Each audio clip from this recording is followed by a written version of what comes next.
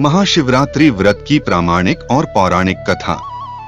पूर्व काल में चित्रभानु नामक एक शिकारी था। जानवरों की हत्या करके वह अपने परिवार को पालता था। वह एक साहूकार का कर्जदार था, लेकिन उसका ऋण समय पर न चुका सका। क्रोधित साहूकार ने शिकारी को शिवमठ में बंदी बना लिया। संयोग से उस दिन शिवरात्रि थी। शिकारी ध्यानमग्न होकर शिव संबंधी धार्मिक बातें सुनता रहा। चतुर्दशी को उसने शिवरात्रि व्रत की कथा भी सुनी। शाम होते ही साहूकार ने उसे अपने पास बुलाया और ऋण चुकाने के विषय में बात की।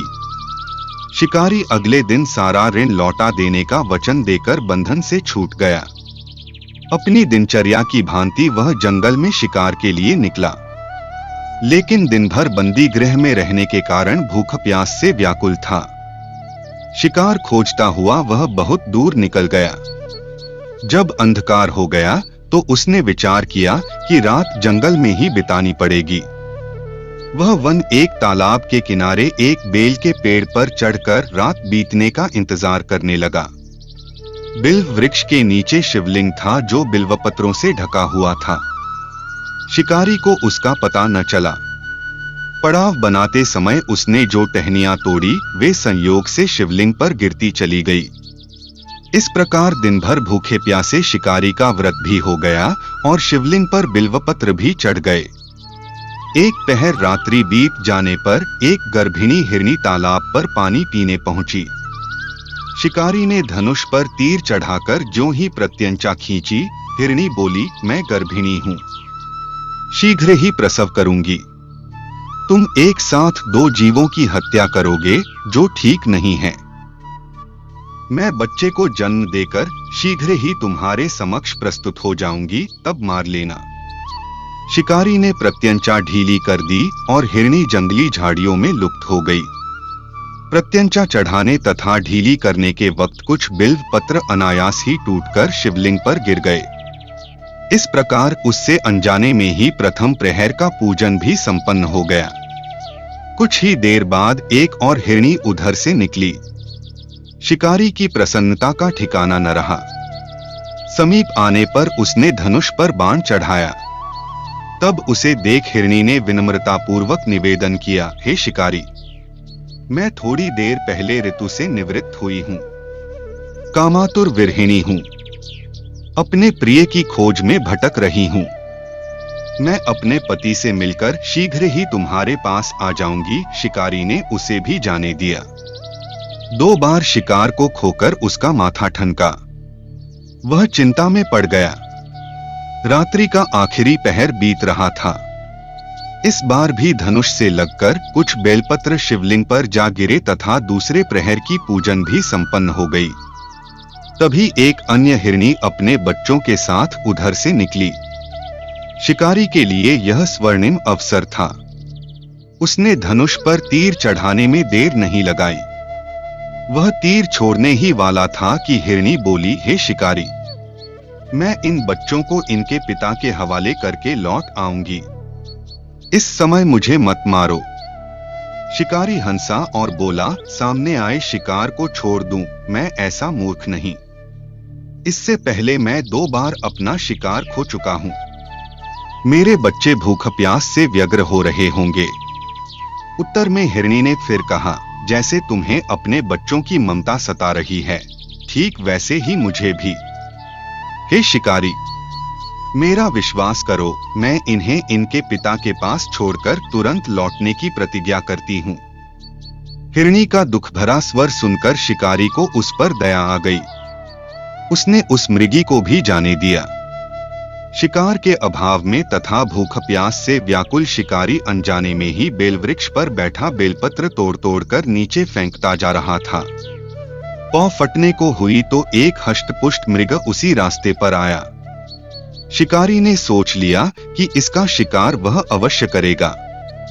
शिकारी की तनी प्रत्यंचा देखकर मृग विनीत स्वर में बोला, हे शिकारी, यदि तुमने मुझसे पूर्व आने वाली 3 मृगियों तथा छोटे छोटे बच्चों को मार डाला है, तो मुझे भी मारने में विलंब न करो, ताकि मुझे उनके वियोग में एक क्षण भी दुख न सहना पड़े।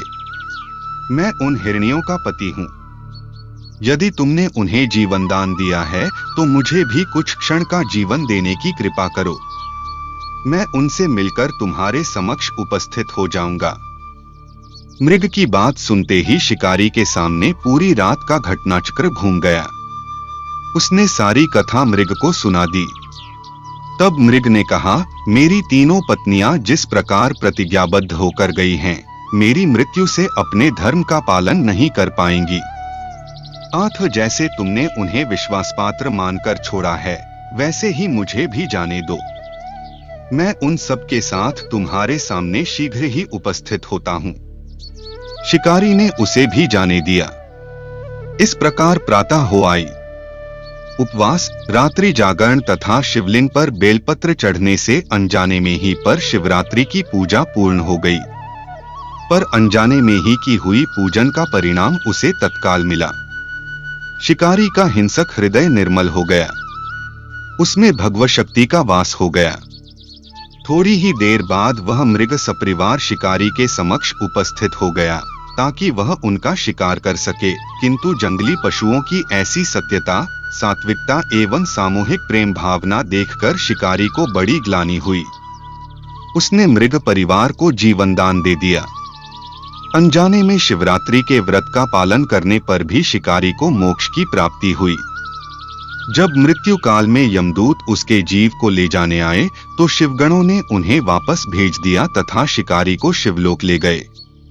शिवजी की कृपा से ही अपने इस जन्म में राजा चित्रभानु अपने पिछले जन्म को याद रख पाए तथा महाशिवरात्रि के महत्व को जानकर उसका अगले जन्म में भी पालन कर पाए। शिव कथा का यह है संदेश।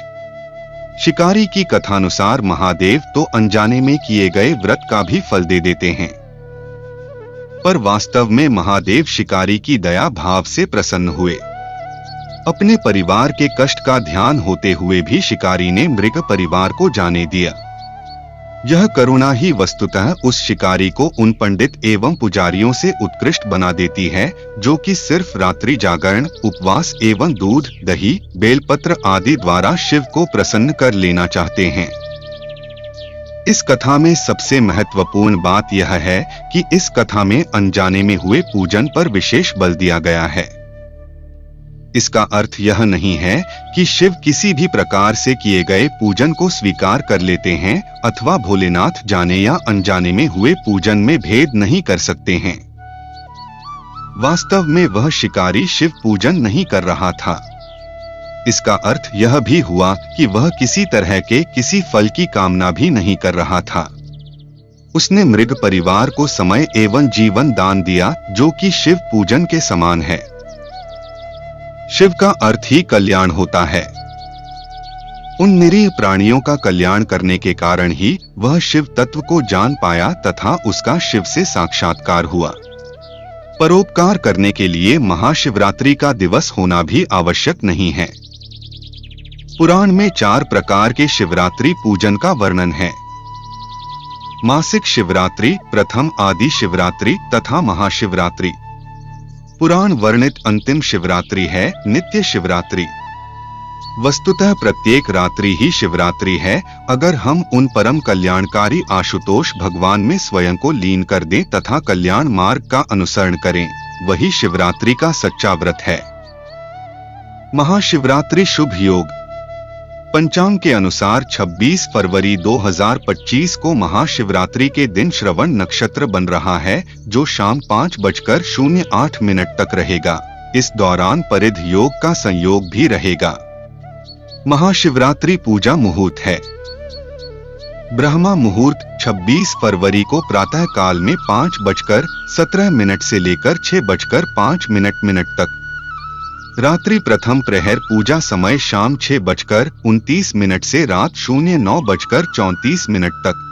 रात्रि द्वितीय प्रहर पूजा समय रात 9:34 से 27 फरवरी सुबह 12:39 तक। रात्रि तृतीय प्रहर पूजा समय 27 फरवरी को रात 12:39 से सुबह 03:45 तक। रात्रि चतुर्थ प्रहर पूजा समय 27 फरवरी को सुबह 3:45 से 06:50 तक। सभी बोले हर हर महादेव शिव शंभू। जय जय भोलेनाथ जी।